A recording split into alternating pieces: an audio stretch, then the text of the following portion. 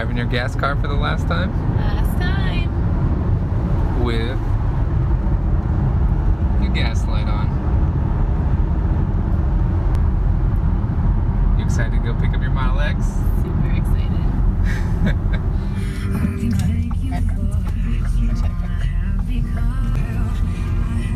That one's pretty. Yeah? You excited? We're here. Let's go.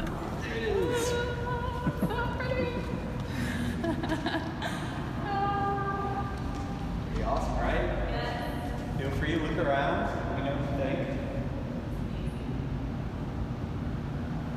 Light up white is great. What do you think? I can't believe it. So pretty. One on the roof and then one on the rear trunk. But now you have a button on the side here. Okay. So it's just And on the side this here. little part right there. Okay. So those actually control the Falcon doors. So if Okay. you press on this one 2 times, for instance, that'll open or close that. Okay. So there's 2 times to open it. Right there. And then what does the top one do? So that's 1 time for lock, twice for unlock. So it's the same as a Model here and like under the paint. But then there's touch sensitive on this black strip right here. So if you even like rush it, It's good just like stuff. something. It's just like the leg. It'll just stop. Exactly. It's kind of like a fail-safe for it, just in Yeah. case it goes something. So it goes this high, and then you can't get in, obviously. So what should I do at that point? At that point, I would just kind of apply and then press it in. Then we'll go. Oh, so press it again on the door. Okay.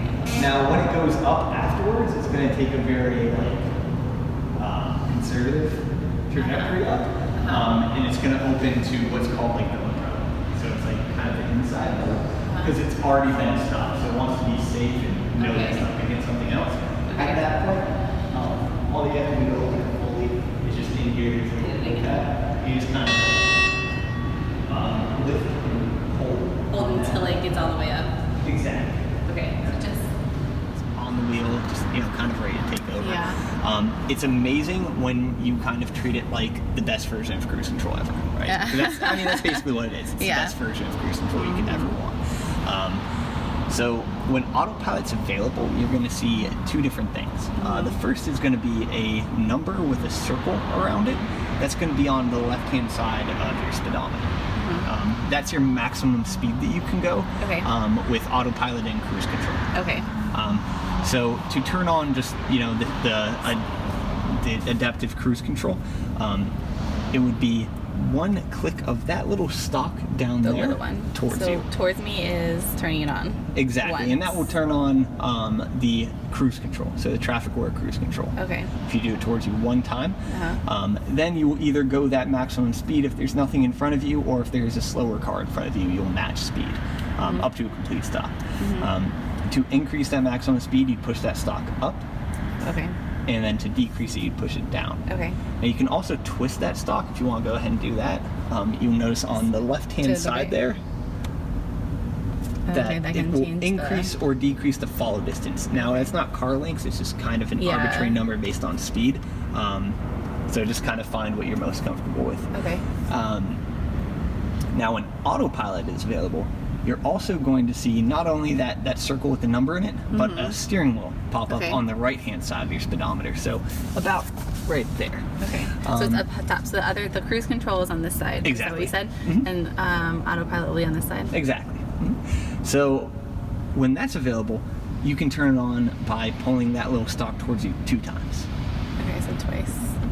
Like that. Exactly. Okay. Now that will turn on Autopilot. At that point, you'll probably feel the steering wheel go a little bit to the right because we generally drive on the left-hand side. It's just because we're on the left-hand side. So 1 pull, I just need to remember. 1 pull is cruise control. 2 pulls is Autopilot. Exactly. Okay. And then it's going to keep you in the center of the lane. Okay. And it will, again, keep that kind of follow distance away from cars in front of you. It does steer for you, so you don't need to put too much pressure on the steering wheel, but do have your hands on and be ready to take over. Because as soon as I move it too much, it'll take Exactly, it out yeah. If you put a autopilot, lot right? of pressure on the steering wheel, it'll take over. It's kind of finding a good balance. Really, all that you need to do is just kind of, you know, Yeah. hold it, Uh-huh. just have a little bit of a grip on it. Now, to take off autopilot, you can either just start steering, but that keeps that cruise control on, or you can tap your foot on the brake. That's the easiest way to do it. To take it off. You can also use that little stalk and push it away from you. Okay. In both cruise control and autopilot, it would just turn it off? Exactly. Pushing away. Okay, both. Okay. Easiest way though is just tap your foot on the brake. That's the most, you know. You can affect basically the bumper clearance of the car, so how far away it will stay from an object before it stops. So Okay. like, you know, you want to be 20 inches, 24 inches, whatever from your wall when it's pulling into your garage. You can affect the distance when it's backing out of your garage. So, you know, you don't want it pulling out of your driveway and into the street or anything. So, Yeah. you know, kind of play around with it, make sure that it's a good distance. Okay. If you have a little bit of a tighter garage, you can also set the side clearance to be a little bit tighter. Okay. Then you see where it says require continuous press? Is this right the there. summon distance? So the clearance? Exactly. Okay. And you can actually see, if you go ahead and play around with the summon distance, you can see Okay, it being notice that. affected on the touchscreen right there. Okay. So you can kind of get a good So idea. like when of I how want to come far out of my it is. car, if I only want it coming this far into my driveway. So our driveway is like a hill though. Will it automatically stop? Like it. Okay. I'm Yep, like so scared it's gonna roll down. if it's backing out of the driveway, it's It's only not going to go, flat, you know, yeah. a certain set of feet. Now, if it's is it like super steep, or is it just kind of at like an it's incline? a pretty good incline, but I mean Yeah. it's not super like. It should be fine.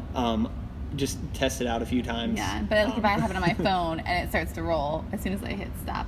Exactly. Feels- Yeah. okay. Which is why I recommend doing that. Okay. You can take that off if you turn the required continuous press to no. Then that is how you would be able to use your key fob to do it. Okay. But like I said, I just recommend using your mobile app for it Yeah, the first few yeah, times. first few times. Just so you kind of have that kill. And then it remembers, right? So like just speed bump in our neighborhood. So remembers whenever you raise it. So let's say that you go to a speed bump or a steep driveway or Yeah. gravel road, you raise it there one time, Okay. and it just knows at that point. Exactly. So every time you go back there, it's kind of prompted when you put your foot on the brake and slow down to It'll raise the start. car. Do you feel it? Or not really? Not really, but Yeah. you can see it. You can see. Okay. So, did you want to try it out? Oh no, I was just wondering. Yeah. Well, Because it's grayed out right now because Yeah. the car's charging. It's not on and the doors Yeah, are open. yeah. When the car's on and all the doors are closed, that's when you can raise or lower the suspension. It's kind of gonna like rock back and forth, like front first, then back. Okay. But you don't It's really feel really it. subtle. But if you kind of look at, you know, if you let's say that you were looking at like a line on that garage door, You you'd be able to notice. notice it kind of going up and down. Yeah. So down here with the lights, the rear fog. So like if I set this on, will it always stay on? So the Like will rear it kind of set to the my rear liking fog there? would come on when the fog lights come on. Okay. So you don't really want to use rear fog unless it's very, very foggy. Though. 'Cause You then it kind of looks want like to you're use your best braking. judgment for that Okay. because it's very bright lights Okay. in the back of your car. So if it's not really, really foggy, it could, you know, blind the people behind you and, you know, make it, it's kind of Okay. like putting your high beams on. Are they but both for the back? rear? Because I've had a car before. It was only it was just the one side that did it. That is a good question. bald I'm one not that only actually did quite, one? I quite was sure just about that. wondering. I could find out for you. I believe no, it's it's fine. both. Maybe we just turn them on and look. I guess. Turn it on.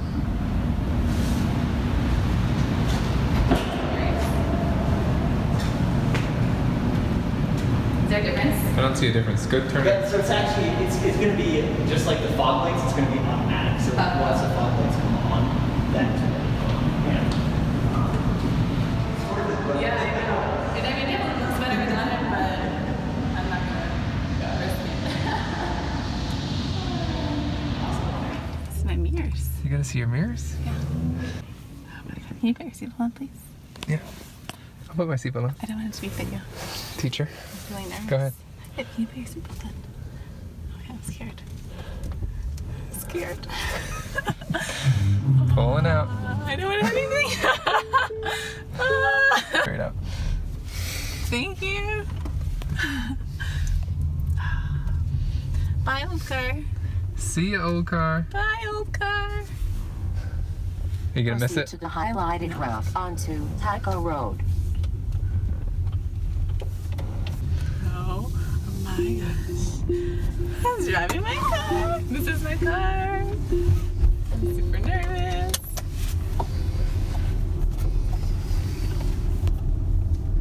Hey, I can see the building up there. I know. It's the best feature. Oh my gosh. This is pretty awesome. Oh hey, just driving a Tesla, and it's mine.